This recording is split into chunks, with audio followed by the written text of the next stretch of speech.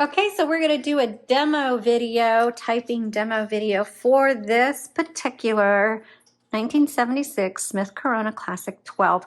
Let me just say, y'all, this is in wonderful condition. It looks like it just came from the manufacturer.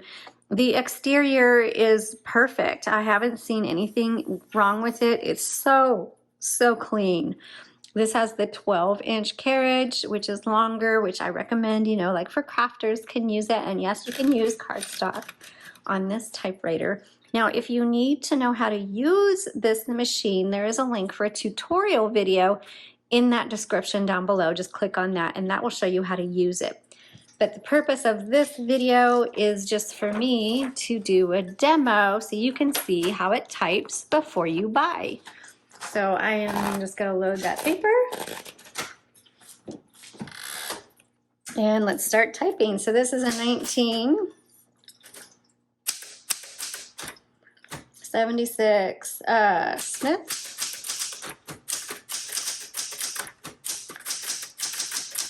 Classic 12. That one seems to be sticky, so we will work on that some more.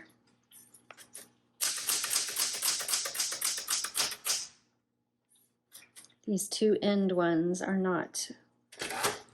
Oh, let me set a tab. Okay. And the tabs do work on this, by the way. Well, there we go. Now the one is a little more happy. Let's see if that's a little. It was just being funny, I guess. So the font is so clear. There's no bleed on it whatsoever. I really like the Classic 12 manual typewriters. If somebody wants an affordable manual typewriter, I almost always refer the Classic 12. It's one of my favorite manuals that's of the lower price point. But even compared to some of the more expensive collectible ones, it stands up just fine on its own.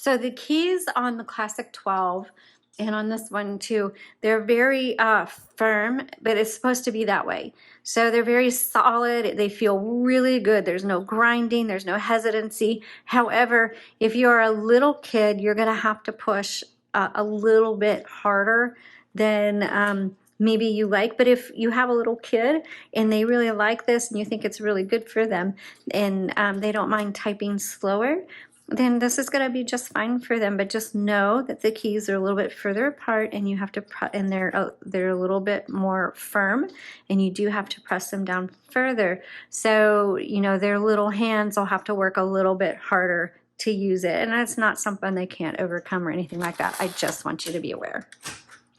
So it's not something that's wrong with the typewriter. It's just that's how this typewriter works.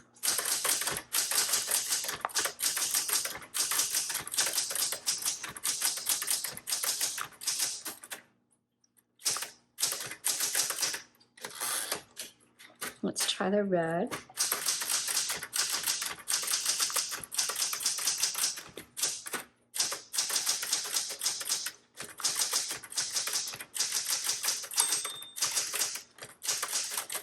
I'm just testing out the margin release.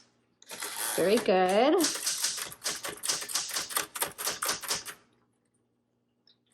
Oh, okay. This is really good. If you were listening, you could hear it started to sound different, and it felt different for me all of a sudden. I'm going to move this real quick. If you notice, do you see how tight that ribbon is? That means I need to reverse my ribbon. And then now it relaxed. So when you're using a typewriter and all of a sudden the feel or the sound or something changes, stop and always check your ribbon. Make sure it doesn't need to be reversed. Oops. Here's the backspace. Now remember, backspace does not erase. It just, like there, I made a mistake. You can backspace and type over it.